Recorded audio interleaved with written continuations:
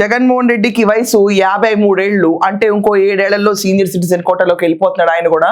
So 7 ఏళ్లలో 3 ఏళ్ళు మళ్ళీ ఎలక్షన్లు 3.5 సంవత్సరాలు ఉంది కాబట్టి నెక్స్ట్ టైం వీళ్ళు అనుకునే రప్ప మధ్యలోనే ఆయన సీనియర్ సిటిజన్కి వెళ్తున్నాడు.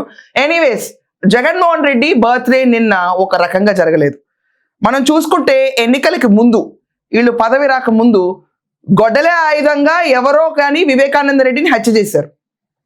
ఆ వివేకానంద రెడ్డి హత్య జరిగినప్పుడు అక్కడ దగ్గరుండి క్లీనింగ్, శౌచాలయ ఫెసిలిటీస్ మొత్తం స్వచ్ఛ భారత్ మిషన్ లాగా వచ్చే వాళ్ళకి బాగోదన్నట్టు ఫింగర్ ప్రింట్స్ అన్ని ఇంప్రెషన్స్ ఏవైతే ఉన్నాయో వాటిని కడిగేసి తుడిచేసింది అవినాష్ రెడ్డి, చిన్న బాబు అవినాష్ రెడ్డి. ఆ అవినాష్ రెడ్డి వయసు ఎదిగితే కూడా ఇంక ఇలాగే ఉంటుంది, ఏదో ఒకటి చిన్న బాబుల కింద వస్తారు వీళ్ళందరూ. ఎనీవేజా, ఇలాంటి వాళ్ళందరూ కూర్చుని ఆ రోజు బాబాయ్ రక్త చరిత్రని, నారాసుర రక్త చరిత్ర అని రాశారు, చేతిలో గొడ్డలు పెట్టారు. గొడ్డలు ఇలా తీసుకొచ్చారని, తర్వాత జగన్మోహన్ రెడ్డి కూడా గొడ్డలతో ఇలా ఇలా ఇలా ఇలా కొట్టారని ఎక్స్ప్రెషన్ ఇచ్చాడు.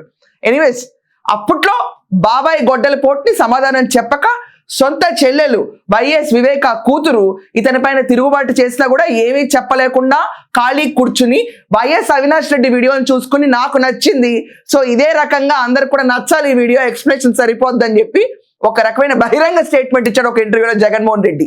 ఇలాగే కన్ఫెషన్లు ప్రతి ఒక్కళ్ళు కూర్చుని ఐ డిడ్ డూ ఎనీథింగ్ అంటే నమ్మేస్తారేమో అన్నట్టుంది. ఇలా చేస్తేనే అనుమానాలు ఎక్కువ పెరుగుతాయి రాష్ట్రంలో, పక్కన పెట్టండి ఇదంతా.